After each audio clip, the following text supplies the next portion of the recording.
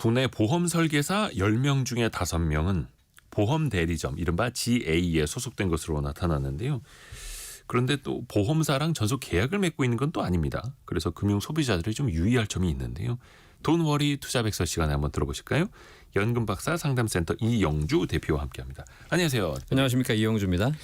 일반적으로 우리가 보험 설계사 그러면 어떤 생명보험사, 손해보험사 소속인 걸로 알고 계시는 분들 많이 있는데 네네네. 꼭 그렇지 않을 수 있죠.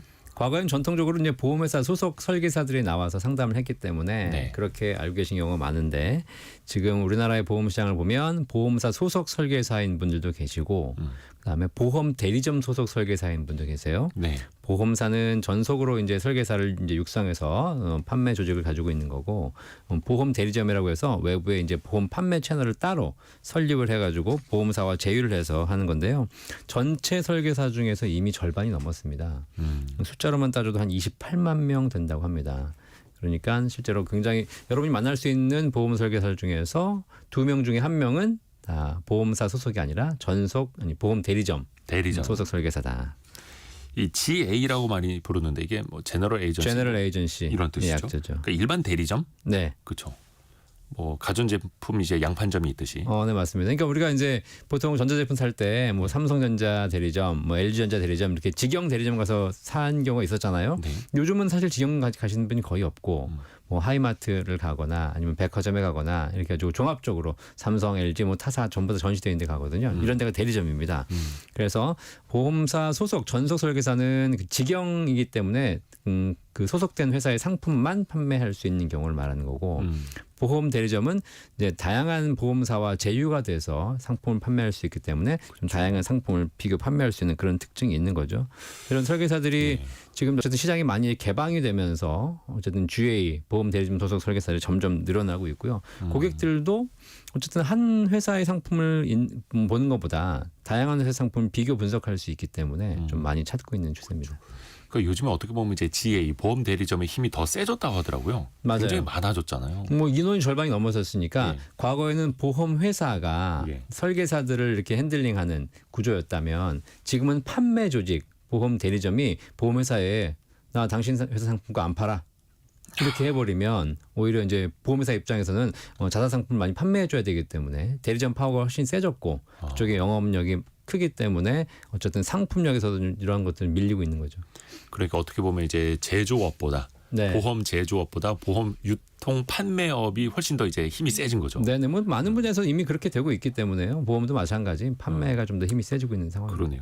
그러면 그 보험사에 소속되어 있는 설계사들이랑 보험 대리점 GA 설계사들은 그럼 결정적으로 어떤 차이가 있는 겁니까? 일단 보험사에 소속돼 있는 사람들은 자사의 상품 하나만 판매해야 되는 것이죠. 네. 자, 그런데 이제 보험 대리점에 소속되어 있는 설계사들은 여러 개 회사를 상품을 판매할 수 있기 때문에 비교 분석이 가능합니다.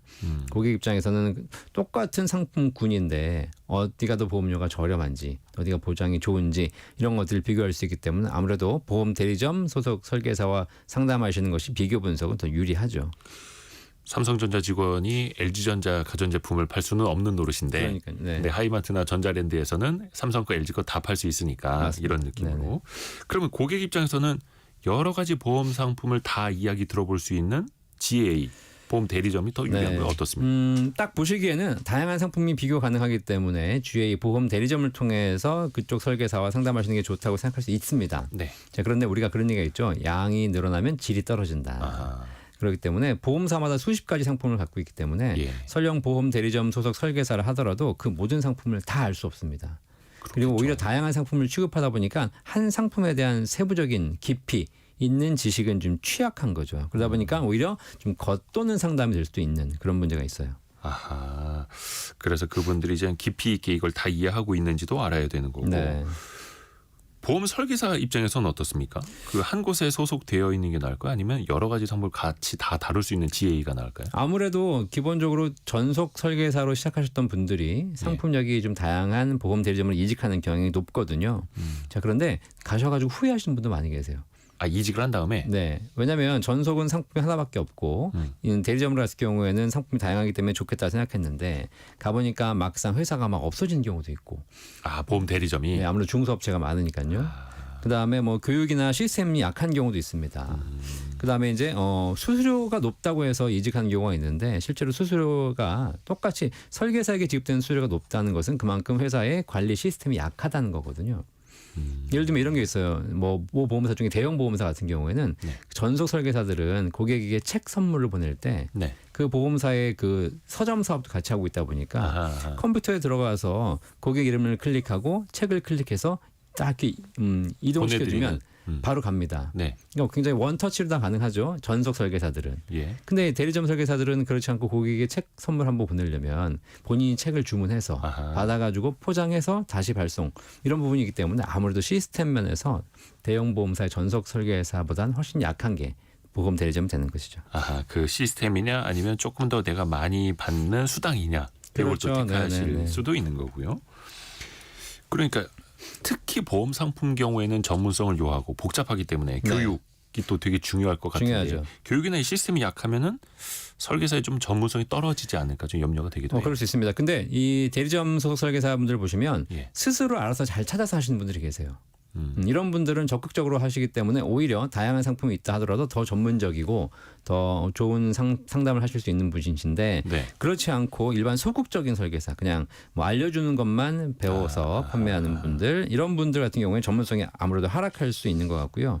지금 어떤 일이 벌어졌냐면 예. 보험 상품은 다양한데 거기에 대해서는 일일이 다 설계사들이 지식이 없는 상태에서 그러다 보니까 설계를 못하는 설계사가 많이 늘어나고 있어요. 그래서 설계를 못하는 설계사. 네, 오히려 보험 설계사가 아니라 보험 소개사라는 얘기가 있고 단순히. 그리고 그래서 보험 회사에서 설계 전문 매니저를 별도로 이렇게 인력을 지원해 주는 경우가 많습니다.